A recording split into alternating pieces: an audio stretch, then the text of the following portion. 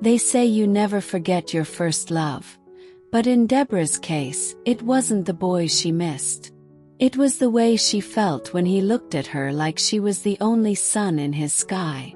On this particular Saturday afternoon in Delta State, the sun blazed like it had a personal vendetta, and Deborah was busy in the kitchen trying to perfect her special jollof rice. Not just any jollof, the kind that could make a grown man cry or at least propose. The onions sizzled, tomatoes bubbled, and her secret blend of pepper and seasoning filled the air like perfume. As she stirred the pot, her mind drifted far beyond the kitchen walls, back to the compound where she and Daniel first met. He used to steal mangoes from her mother's tree and leave one at her doorstep every morning, always with a tiny note attached. But that was 5 years ago, before he moved to the United States for school and disappeared like mist. She hadn't heard from him since. Until yesterday. She opened her inbox and there it was. A message from Daniel. "I haven't forgotten your jollof, or you." Deborah stared at the message, heart pounding like someone had knocked a drum inside her chest. She read it once, then twice, just to be sure her eyes weren't playing tricks. It was him, Daniel. The same Daniel who had promised to write and call when he left for the United States but had vanished instead.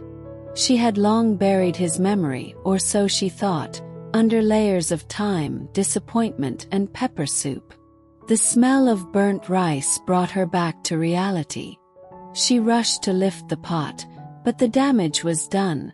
The bottom was blackened. "Ah, this boy wants to burn my kitchen from across the ocean," she muttered. She shook her head, trying to smile. The irony was cruel. The same jollof rice he once loved was now ruined by his sudden reappearance. She sat on a stool and read the message again, wondering whether to respond or delete it like it never happened. But her fingers betrayed her, typing before her mind could decide. "You left without a word. And now you remember my jollof." She hit send, heart trembling but curious.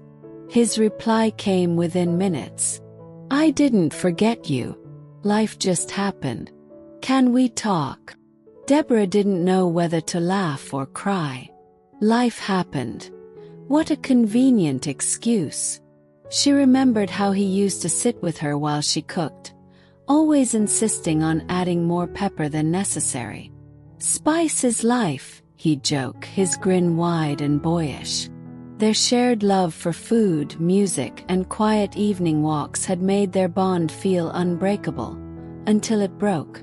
Still, curiosity pricked at her. What did he want now? Closure? Friendship? Or was he just reminiscing about old flavors and old flames? They began chatting again, hesitantly at first. He told her about his move to Atlanta, his struggles, his jobs, and how he used to dream about her food whenever homesickness hit. She softened slightly, but her guard stayed up. "Some wounds heal," she typed, "but the scars still itch." Daniel responded, "Let me make it right, Debbie. Please."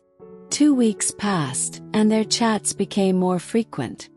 Morning greetings, food pictures, old jokes. Then Daniel sent her a bold message. "Make jollof and send it to me. Let me taste home again." Deborah burst into laughter. "You think DHL carries jollof rice across continents like handbag?" she replied.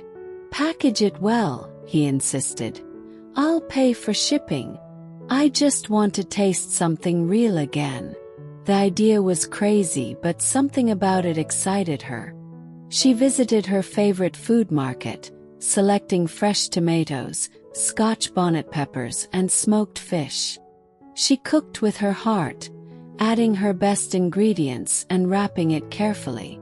With the help of a friend in Lagos who handled international shipping, the jollof was sealed, frozen, and sent across the Atlantic, to Daniel.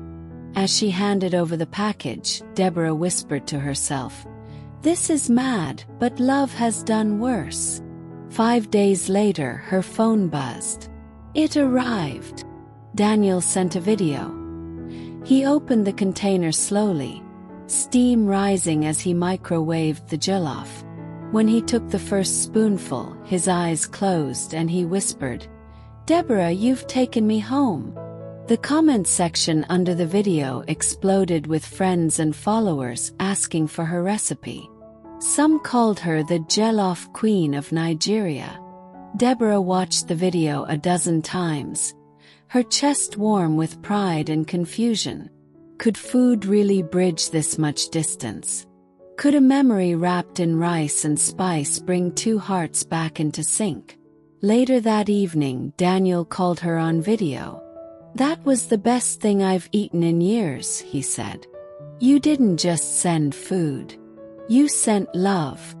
Her heart fluttered, and for the first time in years, she allowed herself to believe in second chances. With encouragement from Daniel, Deborah began documenting her recipes online. She posted videos on YouTube and TikTok under the name Debbie's Delta Kitchen. To her surprise, people from all over the world began following her. Her DMs filled with requests for her jollof recipe, stories of love and longing for home. Daniel was her biggest supporter. He helped design her logo and even sent her a ring light to improve her filming quality. Their conversations turned from casual chats to deep discussions about dreams, regrets, and new beginnings. "I want to come home," he confessed during one call. "But I want to come back to something, someone." Deborah swallowed hard. "Don't say that if you don't mean it." "I mean it," he replied. "This time, I'm not leaving without you." Weeks later, Daniel sent her a screenshot of his flight ticket. "Landing in Lagos next month. Then I'm coming straight to Warri." Deborah's heart skipped. She wasn't sure if she was ready. So much had changed in both of them. What if the chemistry didn't survive reality? What if it was just nostalgia? She tried to stay grounded, continuing her cooking videos and building her brand. But every night before bed, she'd reread their old messages, especially the one that started it all. "I haven't forgotten your jollof, or you." Her family didn't know yet. Her mother, especially, had always warned her about long-distance love. But Deborah was no longer the girl who waited by the gate for mangoes. She was a woman who had built something with her hands and her heart. The day finally arrived. Daniel landed at the airport in Delta State, and Deborah waited in the small crowd, nervously checking her phone every few seconds. Then she saw him. Taller, older, but unmistakably him. Daniel smiled, dropped his bag, and pulled her into a hug that felt like the answer to every silent prayer she'd whispered. He didn't speak at first. He just breathed her in like jollof steam after a long fast. Back at her home, she served him the same dish that had crossed the ocean weeks before. Jollof with smoked fish, fried plantain and coleslaw. They ate on the porch, under the same mango tree where their story had started. "I missed this," Daniel said. "I missed you," Deborah whispered, surprising even herself. When Daniel asked to greet her family, Deborah froze. "You want to greet or propose?" she teased. "Both," he said. "If I still have a chance." He met her parents, and to everyone's surprise, Mama Grace gave her blessing, after a long list of warnings about American temptation and digital heartbreak. But Mama also admitted she'd watched Deborah blossom since Daniel returned to her life. "You bring out her laughter," she told him. "Don't make her cry," Daniel promised. They sat together later that night, planning not just love, but business. launching a proper food brand, maybe even exporting Nigerian frozen meals to the diaspora. "It started with jollof," he said. "But I want our story to be much more." A year later, Deborah stood in a commercial kitchen in Atlanta, preparing a batch of frozen jollof packs under the brand name Debbie's Delta Kitchen. Daniel walked in holding their marriage certificate in one hand and her apron in the other. "We made it," he said. "Yes," Deborah replied. "From Delta State to your heart to the world." Their love, once lost in silence, had found its way back through spice, memory, and faith. And as they sealed the last pack of jollof bound for a homesick Nigerian in New York, Deborah smiled. Sometimes all it takes is one bite to remember where your heart truly belongs.